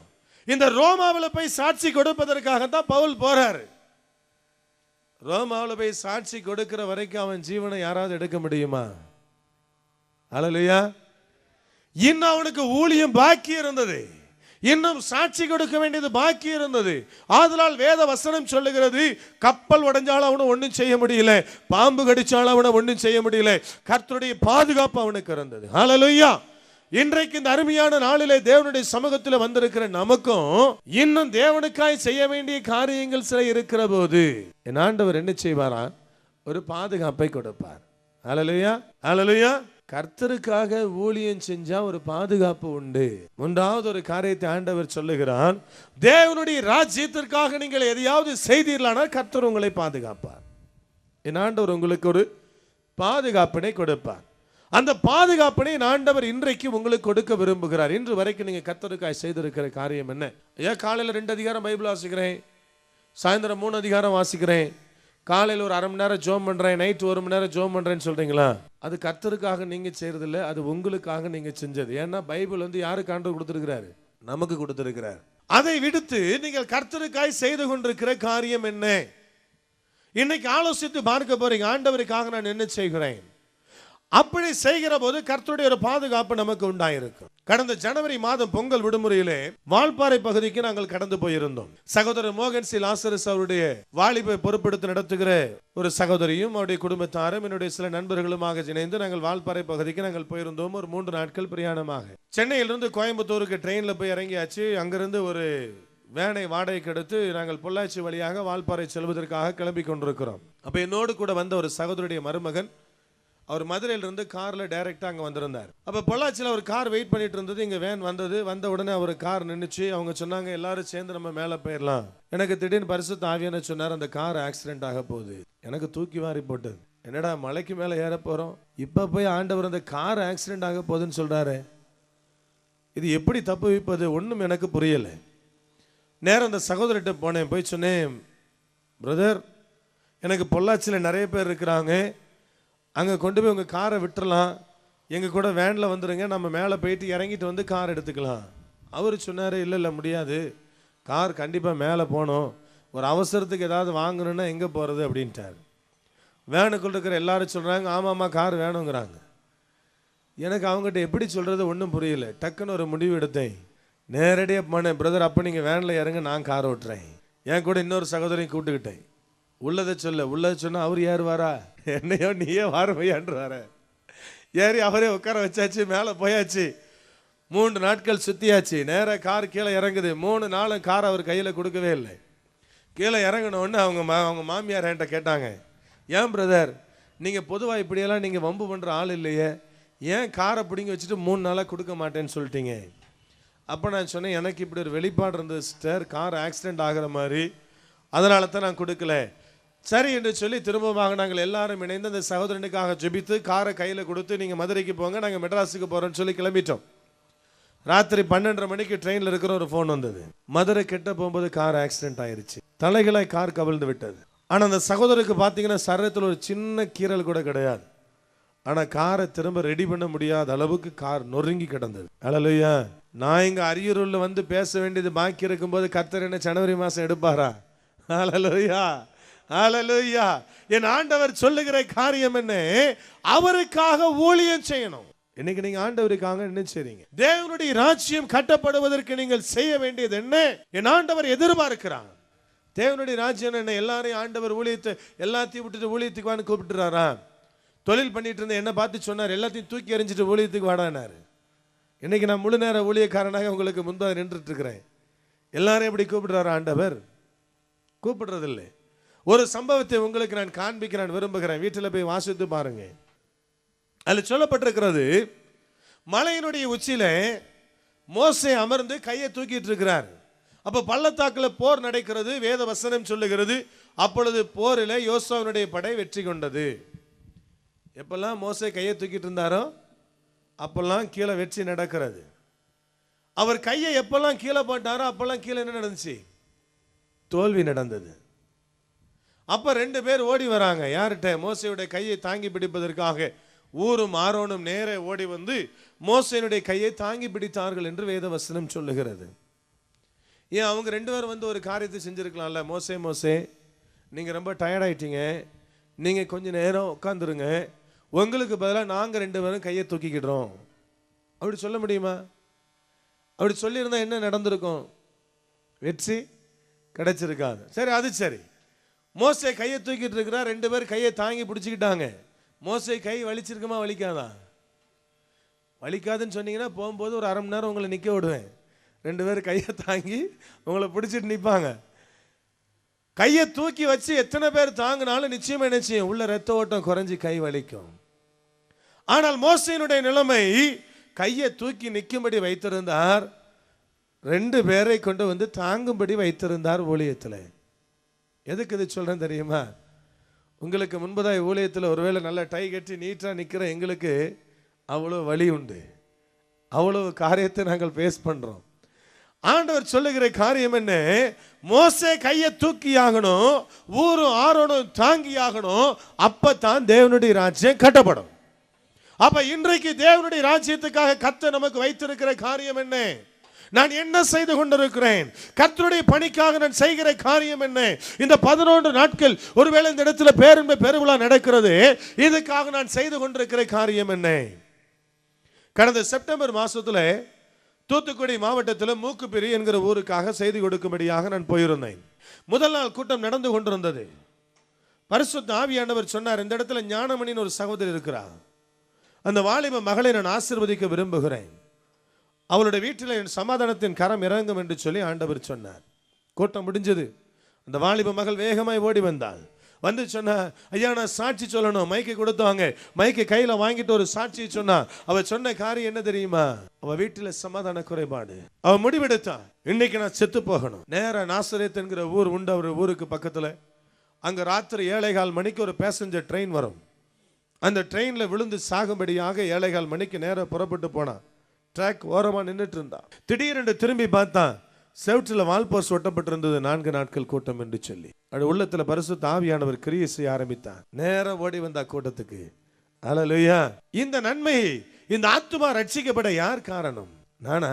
கூட்டம் நடத்தினவங்களா? கிடையவே கிடையாது. அந்த வால்போஸ்டை யார் கொண்டே ஒட்டி இருப்பா? ஏதாவது அந்த ஆலயத்தில் இருக்கிற ஒரு வாலிப பையன் ஓடி வந்து கேட்டிருப்பான், கொஞ்சம் வால்போஸ்டை கொடுங்க, நான் ஒட்டிட்டு வரேன். எந்த வாலிப மகன் ஒட்டினானோ அவனுக்கு தான் அந்த ஆசீர்வாதம். அல்லேலூயா. எதற்கு சொல்லுகிறேன் என்று சொன்னால், தேவனுடைய ஊழியம் என்பது பலதரப்பட்டது. நாம் ஒருமித்து நின்றால் தேவனுடைய ராஜ்யத்தை கட்ட முடியும். கர்த்தர் சிலரை நல்ல வசதி வாய்ப்புகளோடு கூட ஆசீர்வதித்து வைத்திருக்கிறார். எதற்காக? அவர்கள் ஊழியத்தை தங்களுடைய பொருளுதவியினாலே தாங்கும்படியாக. சிலரை கர்த்தர் ஜெபிக்கிற ஜெப வீராங்கனையை வைத்திருக்கிறார். எதற்காக? முழங்கால் படியிட்டு யுத்தத்தை நடத்தும்படியாக. ஒவ்வொருவருக்கும் ஒவ்வொரு வித தாளந்து. சிலருக்கு சிறுவர் ஊழியங்களை கொடுத்திருக்கிறார். செங்கல்பட்டு அருகில பற்றவாக்கம் என்று சொல்லி ஒரு கிராமம் உண்டு. இந்த கிராமத்துல 2 வருஷத்துக்கு முன்பதாக கிராம ஊழியம் செய்யும்படியாக நான் கடந்து போயிருந்தேன். ஒரு தெருவில் நுழைந்தேன். நுழைஞ்ச உடனே ஒரு வயசான தாத்தாவும் பாட்டியும் உட்கார்ந்து இருந்தாங்க. அவங்ககிட்ட போய் சொன்னேன், இயேசு கிறிஸ்துவை தெரியுமா உங்களுக்கு? அவங்க சொன்னாங்க, எனக்கு எங்களுக்குரிய இது இருக்குதையா, நீங்க போயிட்டு வாங்க. உங்களுக்கு எத்தனை பிள்ளைங்கயான்னு கேட்டேன். அவங்க சொன்னாங்க, எனக்கு 3 பிள்ளைங்க இருக்கிறாங்க. மூத்த மகன் என்ன செய்யறான்? பைபிள் காலேஜில் படிச்சுக்கிட்டு இருக்கான். அடுத்து ஒரு 4 வீடு தள்ளி போனேன். அங்க ஒரு வீடு இருந்தது. அங்க கேட்கிற போது சொன்னாங்க, என் மகன் பைபிள் காலேஜில் படிக்கிறான். ஆனா அவர்களுக்கும் ஆண்டவருக்கும் சம்பந்தம் கிடையாது. எனக்கு ஒரே ஆச்சரியம், இது எப்படி நடந்தது? அவரிடத்துல விசாரிச்சேன், எப்படி அது நடக்கிறது? அவங்க சொன்னாங்க, ஞாயிற்றுக்கிழமை தோறும் மத்தியானம் 2 மணிக்கு 2 வாலிப தம்பிகள் வருவாங்க. எங்க வீடு புளிய மரத்துக்கு அடியில கிட்டாரை வச்சுட்டு 2 பாட்டை பாடுவாங்க. எங்கள் பிள்ளைங்களாம் ஓடும், எல்லாருக்கும் சாக்லேட் கொடுப்பாங்க, அவங்களோட கூட கொஞ்ச நேரம் பேசிக்கிட்டு இருப்பாங்க, குட்டி கதைகளை சொல்லுவாங்க, ஜோ பண்ணிட்டு போயிடுவாங்க அந்த 2 வாலிப பிள்ளைகளும். அப்படி என் பிள்ளைகள் ஆண்டவரை ஏற்றுக்கொண்டு பைபிள் காலேஜில் படிக்கிறாங்க. அல்லேலூயா. நாம் செய்கிற ஒவ்வொரு காரியத்திற்கும் பலன் உண்டு. வேத வசனம் சொல்லுகிறது, ராஜாக்களின் புஸ்தகம் 5ஆம் அதிகாரத்தில் நாகமான் வீட்டில் ஒரு அடிமையாய் ஒரு சிறு பெண் இருக்கிறாள். அந்த சிறு பெண் நாகமானை பார்த்து ஒரு காரியத்தை சொன்னாள். என்ன சொன்னாள்? அவள் குஷ்டரோகத்தை பார்த்து இவள் தாங்க முடியாதவளாக, என்னுடைய ஊருக்கு வா, அங்கு சமாரியாவில் ஒரு தீர்க்கதரிசி இருக்கிறார், அவரிடத்துல போ, உனக்கு சுகம் கிடைக்கும். வந்தான் நாகமான், சுகத்தை பெற்றான். 15ஆம் வசனத்தில் சொல்லப்பட்டிருக்கிறது, இஸ்ரவேலின் தேவனை போல ஒரு தேவன் இல்லை என்று சொல்லி அவனும் அவனோடு கூட இருந்தவர்களும் முழங்கால் படியிட்டு தேவனுடைய சமூகத்தில் விழுந்தார்கள். காரணம் யாரு? சாதாரண சிறு பெண். என்ன பண்ணா? அங்க வான்னு சொன்ன. இந்த 11 நாள் இங்க கூட்டம் நடக்க போகுது. நீங்க சொல்லுவீங்களா? அங்க வா, கூப்பிடுவீங்களா? உங்க அருகில் இருக்கிற பிள்ளைகளை கூப்பிடுவீங்களா? உங்களுக்கு தெரிஞ்சவங்களை கூட்டிட்டு வருவீங்களா?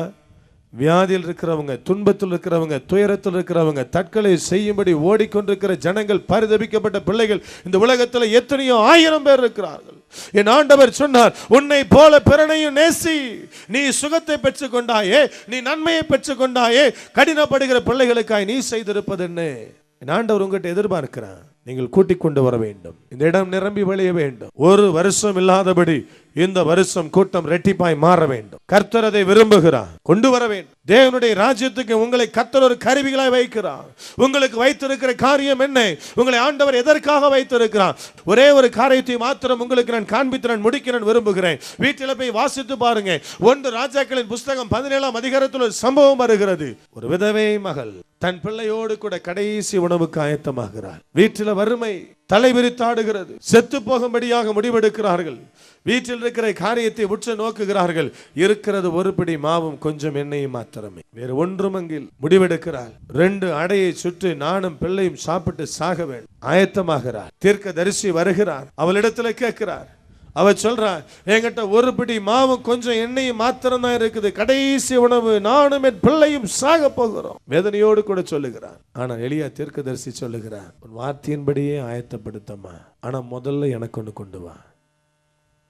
இன்னைக்கு உங்களுக்கு அப்படி சூழ்நிலை இருந்து உங்க வீட்டுக்கு நானோ அல்லது பாஸ்டர் ஜேம்ஸோ அல்லது பாஸ்டர் வெஸ்லியோ வந்து சரி சரி உன் வார்த்தையின்படி ஆயத்தப்படுத்து, முதல்ல எனக்கு ஒன்று கொண்டா அப்படின்னு சொன்ன என்ன சொல்லுவீங்க? அட பாவிகளா, நீ மனுஷனாயா? நானே சாக கிடக்கிறேன். நீ கடைசியில வந்து நானே 2 தோசைக்கு 2 கரண்டி மாவு இருக்குன்றேன். நீ அதுல ஒன்றை எனக்கு கொடுன்னு கேட்கிறேன். நீ எல்லாம் மனுஷனாயா? சொல்லுவோமா சொல்ல மாட்டோமா? கண்டிப்பா சொல்லுவோம். ஆனா அந்த விதவை மகள் பாருங்க, அதுலயும் ஒன்றை கொண்டு போய் கொடுக்கிறான்.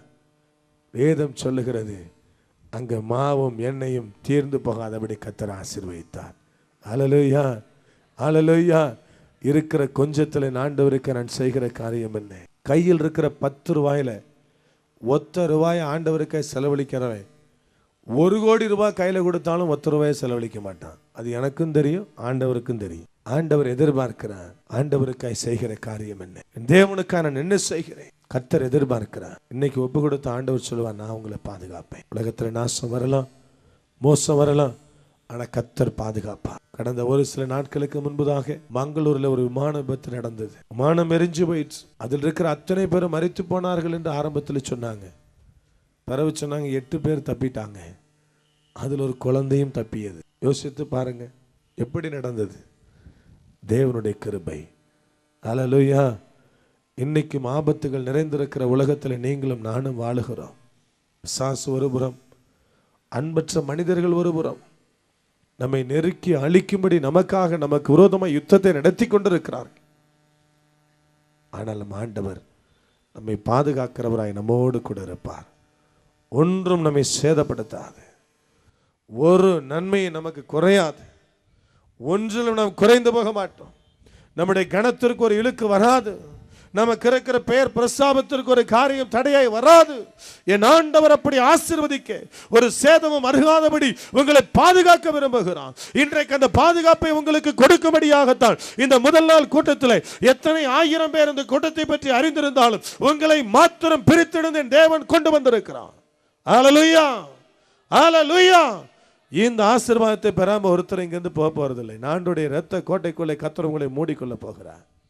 ஒருவனும் உங்களை தீண்ட முடியாது. இருக்கிற இடத்தில் எழுந்திருப்போமா? ஆண்டவரை நோக்கி பார்க்க போகிற ஆண்டவரே, எனக்கா இறங்கி வாரும் அப்பா. இன்றைக்கு எனக்கு இறங்கி வாரும். அடைய வார்த்தைகள் உண்மையுள்ளவைகள். வேத வசனம் சொல்லுகிறது. அப்போஸ்தலர் 14:3 கர்த்தர் தம்முடைய வசனங்களுக்கு சாட்சியாக, அவருடைய கிருபையுள்ள வார்த்தைகளுக்கு சாட்சியாக அற்புதங்களையும் அடையாளங்களையும் செய்கிறார். நம்மோடு கூட பேசின ஆண்டவர், நம்மோடு கூட வசனங்களின் மூலமாக இடைப்பட்ட கர்த்தர் அந்த வசனங்களுக்கு சாட்சியாக உங்களுக்கு ஒரு அற்புதத்தையும் அடையாளத்தையும் செய்ய விரும்புகிறார். இன்றைக்கு அந்த அதிசயத்தை நீங்கள் காணப்போகிறீர்கள். ஓ ஹல்லேலூயா, ஹல்லேலூயா. ஒவ்வொரு பிள்ளைகளுக்குள்ளும் அக்கினிக்கரம் இறங்கி வருவதாக, தெய்வீக பாதுகாப்பு இறங்குவதாக. இன்றைக்கு இவர்களுக்கு முன்பதாக எழும்பி நிற்கிற, ஒருவேளை அக்கினியை போல எழும்பி நிற்கிற, பட்சத்து போடும்படி எழும்பி நிற்கிற காரியம் எதுவோ, ஒருவேளை சிங்கத்தை போல பிசாசு கர்ச்சித்து நிற்கிறானோ, என் ஆண்டவர் அவைகளை உடைப்பீராக, இன்றைக்கு அவைகளை தகர்ப்பீராக. உடைய கரம் இறங்கி வருவதாக. ஒரு தெய்வீக பாதுகாப்பின் கரம் இன்றைக்கு இந்த அருமையான வேளையிலே இந்த கூட்டத்தில் நிற்கிற ஒவ்வொரு பிள்ளைகள் மீதும் இறங்கட்டும். இறங்கட்டும் அப்பா, இறங்கட்டும் டாடி. எஸ் மை லார்ட், ஒவ்வொருவரையும் நிரப்புவீராக. எவரிபடி மை லார்ட், ஒவ்வொருவரையும் நிரப்புங்க, ஒவ்வொருவரையும் நிரப்புங்க. வேதம் சொல்லுகிறது, கேளுங்கள் அப்பொழுது உங்களுக்கு கொடுக்கப்படும், கேட்கிறவன் எவனும் பெற்றுக்கொள்ளுவான். இன்றைக்கு ஆண்டவர் சொல்லுகிறார், ஓ ஹalleluya, நீங்கள் கேட்கிற நன்மைகளை பெற்றுக்கொள்வீர்கள். இன்றைக்கு அதிசயம் நடக்கிற நேரம் இது. இன்றைக்கு கர்த்தர் உங்களுக்காக அற்புதங்களை செய்கிற நேரம். என் அன்பு சகோதரன் ஐசாக், என் ஆண்டவர் சொல்லுகிறார், நீ உழைத்த உழைப்பு, தேவனுக்காய் ஒப்பு கொடுத்திருக்கிற சில காரியங்கள் உண்டு. நான் அவைகளுக்காக உனக்கு ஒரு நன்மையின் வாசலை இன்றைக்கு நான் திறக்கிறேன். ஓ thank you holy spirit. ஒவ்வொருவரையும் நிரப்புவீராக, ஒவ்வொருவரையும் நிரப்புவீராக. இப்படி பரிசுத்த வல்லமை நிரப்பட்டும். என்னுடைய வலதுபுறத்தில் 5வது வரிசையில் கணவன் மனைவி நின்று கொண்டிருக்கிற என் அன்பு பிள்ளைகளை, தேவனுடைய கரம் உங்கள் மீது இறங்குவதை நான் பார்க்கிறேன். வருகிற நவம்பர் மாசத்துல என் ஆண்டவர் உங்களுக்காக ஒரு அற்புதத்தை செய்ய போகிறார். ஓ ஹalleluya, ஹalleluya. தேவ அக்கினி உங்களுக்காக இறங்குகிறது. நீங்கள் காத்திருக்கிற சில காரியங்கள் உண்டு. அதன் மத்தியிலும் நீங்கள் தேவனுக்காய் காண்பிக்கிற வைராக்கியத்தை நிமித்தமாக என் கர்த்தர் உங்களுக்காக சில நன்மைகளை செய்ய போகிறார். ஓ thank you holy spirit. எங்கள் பரிசுத்த ஆவியானவரே, உமக்கு நன்றி, உமக்கு நன்றி அப்பா. ஹalleluya, ஹalleluya. வலது வருஷத்துல 8வது வரிசையில் நின்று கொண்டிருக்கிற 2 கைகளை தூக்கி ஆராய்த்துக் கொண்டிருக்கிற அன்பு சகோதரா, என் ஆண்டவர் உங்களை பார்த்து சொல்லுகிறார், இன்றைக்கு தேவனுடைய மகிமை உனக்காய் இறங்கி கொண்டிருக்கிறது. ஓ ஹalleluya. நீங்கள் கர்த்தருக்காய் செய்கிற, தேவனுக்காய் காண்பிக்கிற வைராக்கியத்தை நிமித்தமா இழந்து போயிட்டேன்னு சொன்ன ஒரு நன்மையை என் தகப்பன் இன்றைக்கு உங்களுக்கு திரும்ப கொடுக்கிறார். அது முடிஞ்சு போயிடுச்சு நினைக்கிறீங்க. ஆனா ஆண்டவர் சொல்லுகிறார், இல்ல, உனக்காக நான் மறுபடியும் அந்த வாசலை நான் திறப்பேன். எந்த காரியம் முடிந்தது என்று சொல்லுகிறாயோ அதே காரியத்தின் மூலமாய் நான் உனக்குள்ள ஒரு நன்மையை கொண்டு வருவேன். ஓ ஹalleluya, ஹalleluya. இந்த இடத்துல சகோதரி உண்டு, உங்களை பேபின்னு கூப்பிடுறாங்க. தேவனுடைய கரம் உனக்காக இறங்குறது மகளே. ஓ ஹalleluya. என் ஆண்டவர் சொல்லுகிறார், உனக்காக தேவன் இறங்கி கொண்டிருக்கிறார். இப்பொழுது இன்னும் 40 நாட்களுக்குள்ளாக நீ எதிர்பார்த்திருக்கிற ஒரு நன்மை உனக்காய் கடந்து வரும். சங்கீதத்தின் புத்தகம் 89ஆம் அதிகாரம் கடைசி 2 வசனங்களை என் ஆண்டவர் உனக்காய் கொடுக்கிறார். எவரிபடி மேலால் ஒவ்வொருவரை நிரப்புவீராக. எங்கள் பரிசுத்த ஆவியானவரே, இந்த வளாகத்துக்குள்ளே நிற்கிற, இப்பொழுது வெளியில் இருந்து கேட்டுக்கொண்டிருக்கிற, ஜெபிக்கிற ஒவ்வொரு பிள்ளைகள் மீதும் உம்முடைய அக்கினிக்கரம் இறங்கும்படி நான் ஜெபிக்கிறேன். எங்கள் பரிசுத்த ஆவியானவர் இறங்குவீராக, இறங்குவீராக. உம்முடைய மகிமை, மகிமை, மகிமை, glory, உம்முடைய ஷெகினாவின் மகிமை இந்த அன்பு பிள்ளைகள் ஒவ்வொருவரையும் நிரப்பட்டும். Yes my lord, yes my lord. இந்த இடத்தில் இருக்கிற 2 பிள்ளைகளுடைய கற்பத்தை நிரப்பும்படி என் பரிசுத்த ஆவியான சித்தம் கொண்டு இறங்கி இருக்கிறான். ஓ ஹalleluya, ஹalleluya. உங்கள் ஜெபங்கள் கேட்கப்பட்டது. இன்றைக்கு எங்கள் பரிசுத்த ஆவியினுடைய மகிமை இறங்குற தயவுக்காக ஸ்தோத்திரம். ஒவ்வொரு பிள்ளைகளையும் தொடுவீராக, ஒவ்வொரு பிள்ளைகளுக்குள்ள அக்கினிக்கரம் இறங்கும்படி நான் ஜெபிக்கிறேன். என்னுடைய இடதுபுறத்தில் 6வது வரிசையில் நின்று கொண்டிருக்கிற ப்ளூ கலர் சாரியில் இருக்கிற அன்பு சகோதரி, கடைசியில் ஓரமாக நிற்கிறீங்க. என் ஆண்டோடைய கரம் உனக்காக இறங்கி கொண்டிருக்கிறது மகளே. உன் வாழ்க்கையில் இருக்கிற கண்ணீரை கர்த்தர் மாற்றுகிறார். தேவனுடைய கரம் உனக்காக இறங்கி கொண்டிருக்கிற உன் பிள்ளைகளை குறித்து கண்ணீர் வடித்துக் கொண்டிருக்கிறார். என் ஆண்டவர் சொல்லுகிறார், ஏசாயா 54:12 படி உன் பிள்ளைகளை நான் மாணிக்க கற்களாய் மாற்றுவேன். ஹalleluya. ஒவ்வொரு பிள்ளைகளுக்கும் மகிமையுள்ள பிரசன்னம் இறங்குவதாக, தேவக்கரம் இறங்குவதாக, ஒவ்வொரு பிள்ளைகளுடைய வாழ்க்கையில் இருக்கிற கண்ணீரம் துடைக்கப்படுவதாக. நேசக்கரம் இறங்கட்டும் தகப்பனே. இன்றைக்கு வந்த ஒருவராவது வெறுமனே திரும்பி செல்லக்கூடாது. உம்முடைய கரம் பலத்த துருகமாக இறங்கும்படி நான் செபிக்கிறேன். கடந்த 1.5 வருஷங்களா சில இழப்புகளை சந்தித்து வருகிற ஒரு சகோதரனை நான் பார்க்கிறேன். என் கர்த்தர் சொல்லுகிற, மகனே, உன்னுடைய இழப்புகளை நான் மாற்றுவேன், சகலத்தை திருப்பிக் கொள்ளுவாய். இந்த ஆசீர்வாதத்தை ஆண்டவர் உனக்காய் கொடுக்கிறார். சோர்ந்து போக வேண்டாம். தேவனுக்காய் ஊழியம் செய்கிற ஒரு சகோதரனை நான் கீழே நான் பார்க்கிறேன். கர்த்தருடைய வல்லமை உங்களுக்காய் இறங்கி கொண்டிருக்கிறது. என் ஆண்டவர் சொல்லுகிறார், உன்னை அங்கீகாரத்திற்குள்ளே கொண்டு வந்திருக்கிற நாட்கள் வந்திருக்கிறது மகனே. ஓ தேங்க்யூ ஹோலி ஸ்பிரிட். பரிசுத்த ஆவியானவரே, உமக்கு நன்றி. ஊழியம் செய்கிற ஒரு சகோதரனை நான் பார்க்கிறேன். உங்கள் மூத்த மகனுக்காக நீங்கள் ஜெபிக்கிறீர்கள். ஐயோ, அந்த மூத்த மகனை நிமித்தமா என் ஊழியம் முடிஞ்சிருமோ, என் ஊழியத்தினுடைய காரியங்கள் முடிஞ்சு போயிருமோ, ஒருவேளை இன்னும் ரட்சிப்பில்லாதபடி இன்னும் கடுமையான காரியத்துக்குள்ள இருக்கிறானே என்று கவலைப்படுகிற அன்பு சகோதரா, என் ஆண்டவர் சொல்லுகிறார், உங்கள் பிள்ளையை கர்த்தர் அவர் கரங்களில் ஏந்துவா, அவர் தாங்கி பிடிப்பா, அவர் கரங்களில் ஏந்துவா. தேவனுடைய மகிமை இன்றைக்கு உங்களுக்காக இறங்கி கொண்டிருக்கிறது. Yes daddy, S my lord, yes my Lord. ஒவ்வொரு பிள்ளைகளை தொட்டதற்காய் ஸ்தோத்திரம். இப்படி கிருபையுள்ள கரமாண்டவரை நிறைத்ததற்காய் ஸ்தோத்திரம். இன்றைக்கு ஒருவரும் வெறுமனே திரும்பி செல்லாதபடி அற்புதங்களை செய்ததற்காய் உமக்கு ஸ்தோத்திரம். ஆண்டுடைய சுகமளிக்கும் வல்லமை இறங்கி கொண்டிருக்கிறது. ஒரு விசேஷத்தை பலனை நான் உணர்கிறேன். உங்கள் சரீரத்தில் காணப்படுகிற பலவீனங்கள் மாற்றப்படுகிற நேரம் இது. என் கர்த்தருடைய மகிமை இறங்குறது. குறிப்பாக எலும்பு சம்பந்தமாக இருக்கிற பலவீனங்களோடு கூட இருக்கிற அநேகர் இன்றைக்கு விடுதலையாக்கப்பட போறீங்க. கர்த்தருடைய கரம் உங்களுக்கு இறங்கி கொண்டிருக்கிறது. எலும்பு சம்பந்தமான சகல பலவீனங்களை கர்த்தர் உங்களை விட்டு நீக்கி கொண்டிருக்கிறார். இப்பொழுது ஒரு விடுதலை நீங்கள் உணர்ந்து கொண்டிருக்கிறீர்கள். எலும்பு சம்பந்தமாய் காணப்படுகிற இடுப்பு புறத்தின் பலவீனம், கழுத்து புறத்தின் பலவீனங்கள், இவைகளை கர்த்தர் முற்றிலுமாய் உங்களை விட்டு நீக்கி கொண்டிருக்கிறார். நீங்கள் சாட்சிகளாய் கடந்து வர போகிறீங்க. Thank you holy spirit. உங்கள் பரிசுத்த ஆவியானவரே உமக்கு நன்றி. தேவ கிருபை அன்பு பிள்ளைகள் ஒவ்வொருவரை நிரப்பட்டும். நீர் இவளோடு கூட இருப்பீராக. எல்லா துதியும் கனமும் மகிமையும் உமக்கு மட்டுமே நான் செலுத்துகிறேன். அப்பா, உமக்கு மட்டுமே நான் செலுத்துகிறேன். நீர் மட்டும் மகிமைப்படுவீராக. நீர் மட்டும் மகிமைப்படுவீராக. இயேசு கிறிஸ்துவின் நாமத்தில் ஜெபிக்கிறோம் ஜீவனுள்ள பரம தகப்பனே. ஆமென்.